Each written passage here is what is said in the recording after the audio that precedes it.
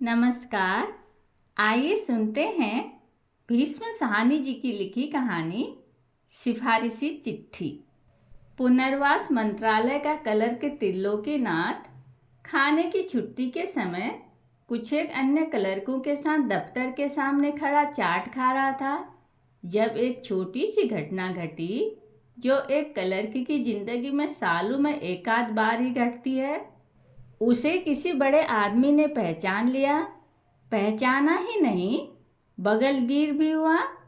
बगलगीर ही नहीं, पूरे 5 मिनट तक त्रिलोकी बाबू के कंधे पर हाथ रखे बतियाता भी रहा, मुस्कुराता भी रहा, और जब मोटर में बैठकर जाने लगा तो अपनी नोटबुक निकालकर त्रिलोकी बाबू का नाम पता भी लिख कर ले गया। लोग कहते हैं आदमी बदलता है, दुनिया नहीं बदलती, पर यह गलत है। खड़े खड़े त्रिलोकी बाबू की आंखों के सामने दुनिया बदल गई। धूप खिल उठी, आकाश खिल उठा, सड़क पर आते जाते लोगों की चहल पहल में मेले का सा समा बंध गया। लोग कहते हैं इंसान हवा में उड़ नहीं सकता, पर बाबू त्रिलोकीनाथ को पंख लग गए। जब लौटकर दफ्तर की ओर आया तो सचमुच मन हवा में तैर रहा था। ईर्ष्या भरी आंखों की दस्यु जोड़ियां उसके बड़प्पन को निहार रही थी। और तो और खिड़की में खड़े सुपरटेंडेंट ने भी देख लिया था कि त्रिलोकी बाबू कोई छोटा मोटा आदमी नहीं है, बड़े बड़ों से हाथ मिलाने की हैसियत रखता है। सोमवार का दिन था और दफ्तर का काम खत्म हुआ चाहता था। बाबू त्रिलोकीनाथ इठलाता हुआ सा दफ्तर में पहुंचा। तैरती नज़र से उसने अपनी फाइलों की ओर देखा। तैरती नज़र से ही आसपास बैठे क्लर्कों को भी देखा, जो सहसा बौने हो गए थे और जो अभी भी त्रिलोकी बाबू की ओर देखे जा रहे थे। त्रिलोकी बाबू मेज पर बैठे, पर बैठा न गया। फाइल खोली, पर उस पर से आंखें फिसल फिसल जाती। दफ्तर की किसी बात पर मन ही नहीं टिकता था और दिल था कि बराबर कोई धुन बजाए चला जा रहा था। शाम होते होते त्रिलोकी बाबू कुछ धरती पर उतरे, पर दिल में मीठी मीठी धूप अभी भी खिल रही थी। घर पहुंचे तो दरवाजे पर कुंतो मिली। कुंतो उनकी पत्नी थी। 3 बच्चों की मां होने के बावजूद उसकी आंखें चमकीली थी और घुंघराले बालों की एकाध लट माथे पर सदा झूलती रहती थी। अरे, सुबह डिब्बा ले जाते तो लौटते हुए वनस्पति तो लेते आते। त्रिलोकी ने ढांढस बंधाते हुए कुंतो की कोहनी पर हाथ रखा। अनहोनी बात, त्रिलोकी दफ्तर से लौटकर सीधे मुंह कभी बात नहीं करता था, और तो और कुंतो को पति के मूंछों के नीचे एक फरफराती सी मुस्कुराहट भी नजर आई। कौन से खन्ना साहब? अरे, वे जो शिक्षा विभाग में डायरेक्टर हुआ करते थे, अब रिटायर हो गए हैं। किसी जमाने में मेरे प्रोफेसर रह चुके हैं। कुंतो क्षण भर के लिए पति के चेहरे की ओर देखती रही, फिर धीरे से बोली, सुबह डिब्बा ले गए होते तो घर में वनस्पति तो होता। इस वक्त तो दाल छौंकने के लिए भी घर में घी नहीं है। और उठकर रसोई की ओर जाने लगी। अरे, तुम भागी कहाँ जा रही हो? खन्ना साहब सेक्रेटरी से मेरी सिफारिश करने जा रहे हैं। आज हमारे दफ्तर भी आए थे। उन्होंने नोटबुक में मेरा नाम पता भी लिख लिया है। कहने लगे तुम्हें तरक्की जरूर मिलनी चाहिए। कुंतो ने चलते हुए ही मुड़कर देखा और बोली, जब करेंगे तो देखा जाएगा, अभी से क्यों नाचने लगूं? और रसोई घर की ओर बढ़ गई। त्रिलोकी कहता गया, वह प्यार से मिले, मुझे पहचानते ही बगलगीर हो गए। जब उन्हें मालूम हुआ कि मैं 14 साल से क्लर्की कर रहा हूँ तो उनकी आंखों में आंसू आ गए। इस पर कुंतो हंस पड़ी और रसोई घर के दरवाजे में आकर खड़ी हो गई। सच, आंसू आ गए? हाँ, तो उनकी आंखें नम हो रही थी। वो मेरे प्रोफेसर रह चुके हैं ना। कहने लगे, तुम जैसा होनहार 14 साल से क्लर्की में बैठा है। मैं अपने ज़माने में कॉलेज का सबसे अच्छा विद्यार्थी हुआ करता था। मैं जानती हूँ। कुंतो बीच में ही बोल उठी। तुमने मेडल जीता, हॉकी के कप्तान रहे, लखनऊ में डिबेट में बोलने गए, पर कप नहीं जीत पाए क्योंकि जज तुम्हारा मौसेरा भाई निकल आया। क्या यह मैं सब नहीं जानती? और बात पूरी करती हुई वह फिर मुड़कर रसोई घर में चली गई। वनस्पति के बिना खाना क्या बनता? कुंतो ने चावल उबाले, दाल चढ़ाई और बिना उसे छोंके चावलों में मिलाकर तीनों बच्चों को खिला दी। पर जब बच्चे सो गए और पति पत्नी अपने अपने बिस्तर पर लेट गए तो कुंतो का दिल मचल उठा। सिर के नीचे दोनों हाथ रखे हुआ चमकीली काली आंखों से देर तक छत को ताकती रही। काफी देर बाद उसे हल्की सी झपकी आई तो लगा जैसे रसोई घर में दाल छौंकी जा रही है और खालिस घी की महक सारे घर में फैल रही है। कुंतो ने करवट बदली। उसे ऐसा लगा जैसे उसकी बड़ी बेटी झूला झूल रही है। उसने सफ़ेद फ्रॉक पहन रखी है और उसके बालों में फूल लगे हैं। कुंतो फिर आंखें खोलकर छत ताकने लगी। क्यों जी, जागते हो? त्रिलोकी भी अपने गंजे सिर के नीचे दोनों हाथ बांधे छत की ओर ताक रहा था और देर से अपनी उधेड़ बुन में खोया हुआ था। बीबी की आवाज़ सुनकर चुप बना लेटा रहा। कुंतो फिर बोली, क्यों जी, सो रहे हो? क्या है कुंतो, तुमने मुझे जगा दिया? क्यों जी, क्या सचमुच तुम्हारी तरक्की होने जा रही है? देखें क्या होता है। इतना आसान तो नहीं है, मगर आजकल सिफारिश के बिना कौन सा काम होता है। थोड़ी देर चुप रहने के बाद कुंतो फिर बोली, तुम अफसर भी तो लग सकते हो। रजनी का पति पहले क्लर्क होता था, अब बड़ा अफसर बना हुआ है। त्रिलोकी चुप रहा। उसने कोई उत्तर न दिया। कुंतो से न रहा गया।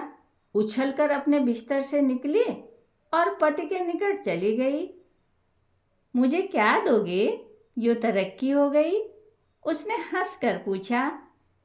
त्रिलोकी ने बुझी सी आवाज में जवाब दिया, जब तरक्की होगी तो देखा जाएगा कुंतो। ये काम इतने आसान थोड़े ही होते हैं।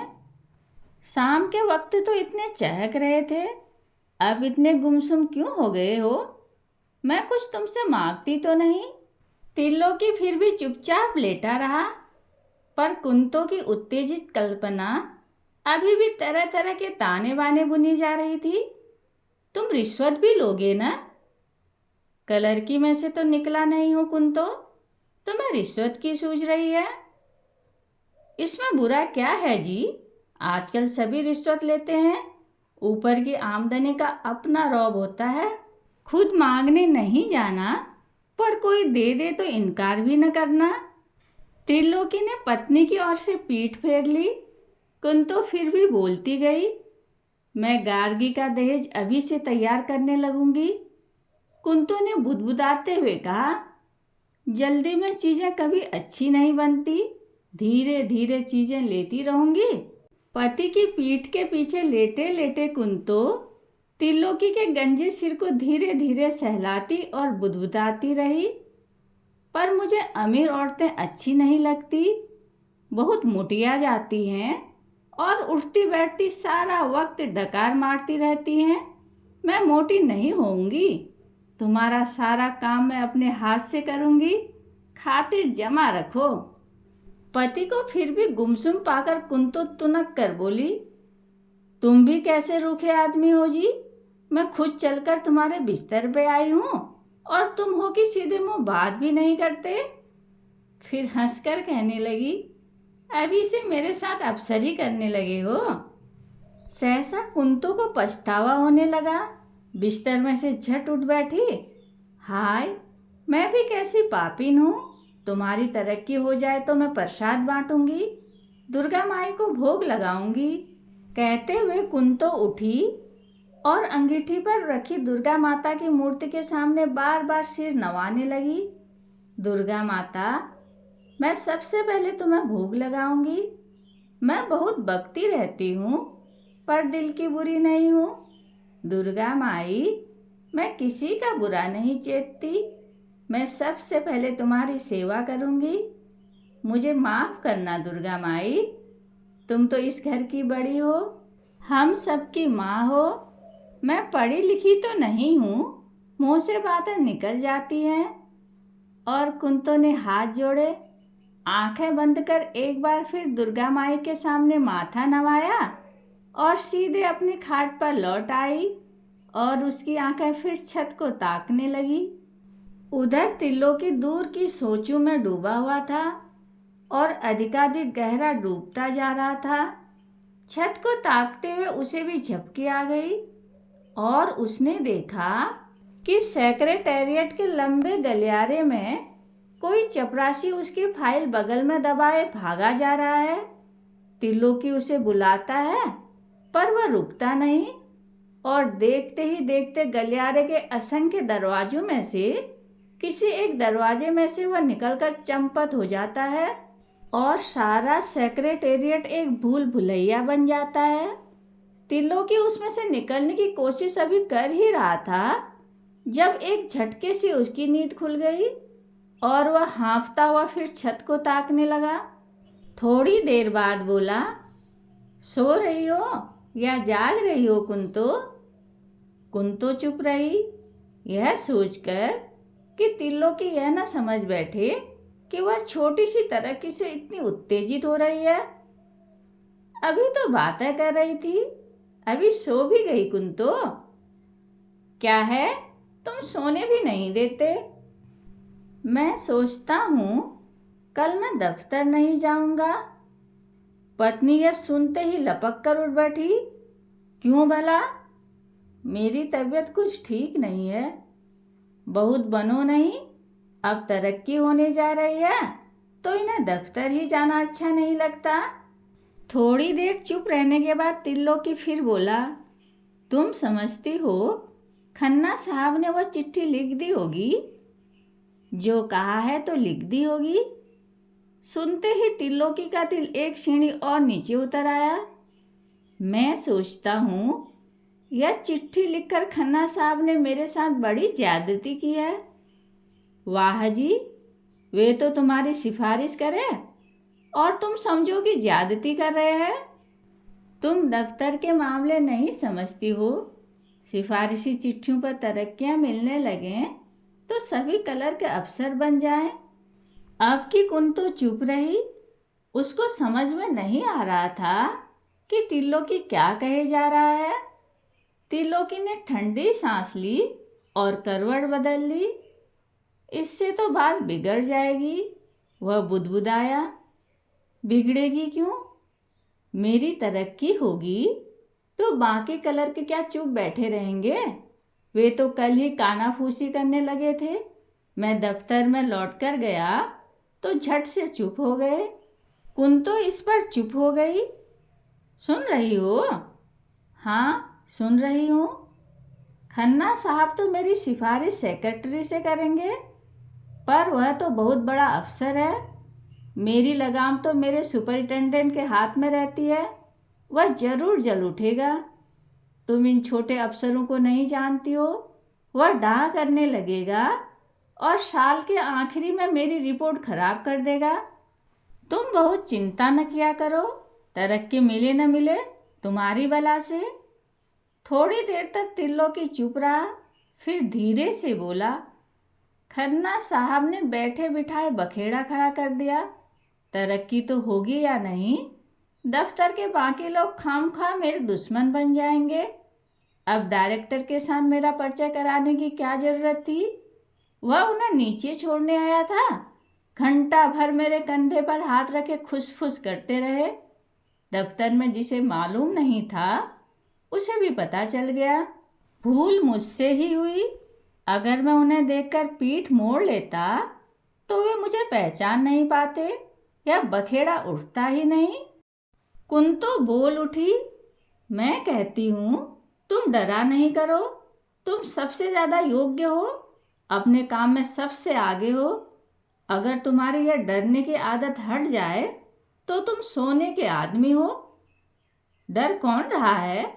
यूं ही वाहियात बातें करने लगी हो। कुंतो धीरे से बोली, मुझे छोड़कर तुम सबसे डरते हो और सच पूछो तो मुझसे भी डरते हो। पत्नी की आवाज में दृढ़ता का भास पाकर त्रिलोकी को आश्वासन हुआ। उसे लगा जैसे उसकी पत्नी सुपरिटेंडेंट के कलम को रोक सकती है। अच्छा जाओ, अब जाकर सो रहो। मैं कुछ करूँगा, सब ठीक कर लूँगा। तुम जाओ, सो रहो। बात बहुत मन को नहीं लगाया करो। अभी सो जाओ, सुबह तुम्हें काम पर जाना है। और कुंतो पति के बिस्तर में से उठाई और अपनी खाट पर जा लेटी। देर तक दोनों फिर छत को ताकते रहे। फिर धीरे धीरे कुंतो को हल्की हल्की झपकियां आने लगी। अच्छा अच्छा, अब चुप रहो। बीवियां होती हैं जिनसे आदमी कोई दिल की बात करता है, कोई सलाह मशविरा करता है। एक यह है कि बात बात पर उपदेश झाड़ने लगती है। कुंतो फिर हंसती हुई अपने बिस्तर में से निकली और पति के बिस्तर में जा पहुंची। नाराज हो गए? तुम बड़ी जल्दी रूठ जाते हो। हाय, तुम्हारे हाथ ठंडे हो रहे हैं। अरे, और माथे पर पसीना आ रहा है। बात क्या है? कुछ नहीं, कुछ नहीं। जाओ, तुम अपनी खाट पर जाकर सो रहो। मैं नहीं जाऊंगी। पहले बताओ, बात क्या है? तुम क्यों उल्टी सीधी सोचा करते हो? खन्ना साहब ने चिट्ठी लिख दी तो कौन सा गुनाह कर दिया? तुम्हारे भले के लिए ही लिखी है। खुद कह रहे थे कि सिफारिश के बिना काम ही नहीं चलता। अब किसी ने पीठ पर हाथ रखा तो उल्टा बिगड़ने लगे हो। सुपरिटेंडेंट ने देख लिया तो तुम्हारी बला से। अगर कलर के जलते हैं तो जलने दो। हमने किसी का ठेका ले रखा है? बात तो ठीक कहती हो। मैं यूं ही ज़्यादा सोचने लगता हूँ। पर सुपरिटेंडेंट रिपोर्ट तो खराब कर सकता है। मेरी 14 साल की सर्विस धूल में मिला सकता है। क्यों मिला सकता है? खाला जी का घर है क्या? उल्टा हुआ तुमसे डरेगा। जान लेगा कि बड़े अफसर तुम्हारी पीठ पर हैं। कोई 1 घंटा बाद कुंतो हड़बड़ा कर जागी और पति की खाट की ओर देखा। त्रिलोकी के बिस्तर से कोई आवाज़ नहीं आ रही थी। पहले तो आश्वस्त हो गई कि त्रिलोकी सो गया होगा। फिर उसे लगा जैसे बिस्तर खाली है। वह झट से उठकर बैठ गई और अंधेरे में बाहर की ओर झांक कर देखा। त्रिलोकी बरामदे में खड़ा था, मेहराब से कंधा टिकाए हुए।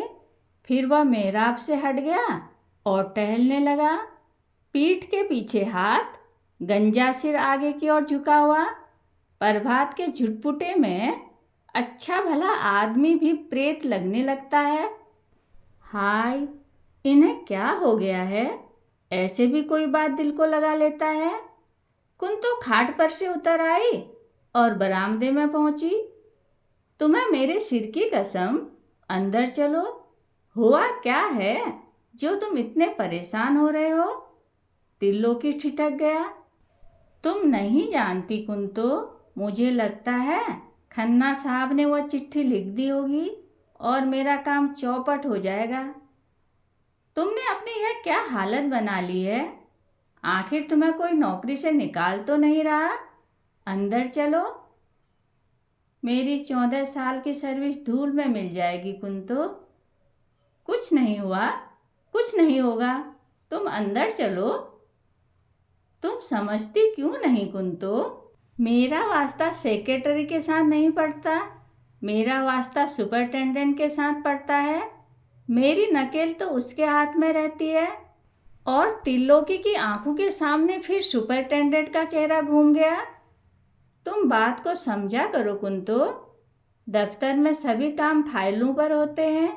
सेक्रेटरी ने ज्यों ही मेरी फाइल मंगवाई कि सुपरिटेंडेंट को पता चल जाएगा। बल्कि जिस तरह वह मुझे देख देख कर मुस्कुरा रहा था, मुझे यकीन है उसे अभी से पता चल चुका है। सुपरिटेंडेंट चिढ़ गया है। वह दिल का अच्छा आदमी नहीं है। मुझसे यूं भी डाह रखता है।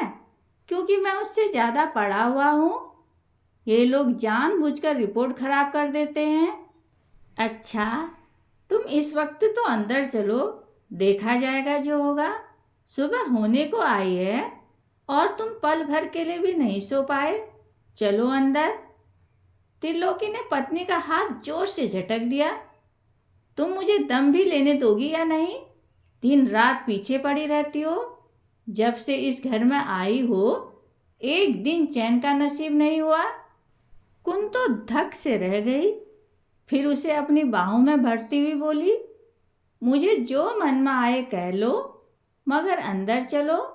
घंटे 2 घंटे सो लो। देखो, रात भर बेचैन रहे हो। हटो जी, यह क्या मजाक है? त्रिलोकी ने अपने को छुड़ाने की कोशिश करते हुए कहा, फिर चुपचाप अंदर चला गया और सिसकी भरकर खाट पर लेट गया। पक्षी चहक रहे थे। आकाश में सुहावनी सुबह की लाली खिल चुकी थी और मीठी मीठी ठंडी हवा बह रही थी। जब त्रिलोकीनाथ खन्ना साहब के बंगले के बाहर खड़ा बार बार अंदर झांक रहा था और निश्चय नहीं कर पा रहा था कि अंदर चला जाए या वहीं खड़ा इंतजार करे। वह अभी सोच ही रहा था कि खन्ना साहब सैर के कपड़े पहने खंखारते हुए बाहर निकले। कौन है? अरे त्रिलोकी, तुम कब से यहाँ खड़े हो? आओ अंदर चलो। फिर वहीं खड़े खड़े कहने लगे, माफ़ करना, मैं अभी चिट्ठी नहीं लिख पाया। कुछ काम आ पड़ा था, बीच में ही रह गई। मैं आज ज़रूर लिख दूंगा। त्रिलोकी ने पहली बार आंख उठाकर खन्ना साहब के चेहरे की ओर देखा। एक क्षण में ही मनोबोझ उसकी छाती पर से, कंधे पर से और सिर पर से उतर गया। नहीं नहीं खन्ना साहब, आप कष्ट न कीजिए। यूं भी मुझे इस साल तरक्की मिल जाने की आशा है। मेरी सर्विस काफ़ी लंबी हो चुकी है सर। खन्ना साहब हदबुद्धि से त्रिलोकी के चेहरे की ओर देखने लगे। उन्हें आश्चर्य हुआ, कुछ गुस्सा भी आया कि इस क्लर्क ने मेरी सिफारिश को महत्व नहीं दिया, पर इस बात का इत्मीनान भी हुआ कि अनावश्यक उत्साह में जो चिट्ठी लिखने का वचन दे आए थे, उस पचड़े में से निकालने के लिए त्रिलोकी खुद चला आया था। हर्ज तो कोई नहीं था अगर लिख देता, मगर तुम अपने दफ्तर की बातों को मुझसे ज़्यादा समझते हो। जो ज़रूरत नहीं तो न सही। हल्के डग भरता हुआ त्रिलोकी दफ्तर की ओर चला। थोड़ी देर बाद ही सेक्रेटेरिएट के ऊंचे ऊंचे गुंबद आंखों के सामने आए। रोज की तरह आसमान से बातें करते हुए क्लर्कों की भीड़ साइकिलों पर उसकी ओर बढ़े जा रही थी। बाबू त्रिलोकीनाथ के पांव धीरे धीरे फिर बोझिल होने लगे और मन फिर उधेड़ बुन में खोने लगा। कहानी सुनने के लिए धन्यवाद।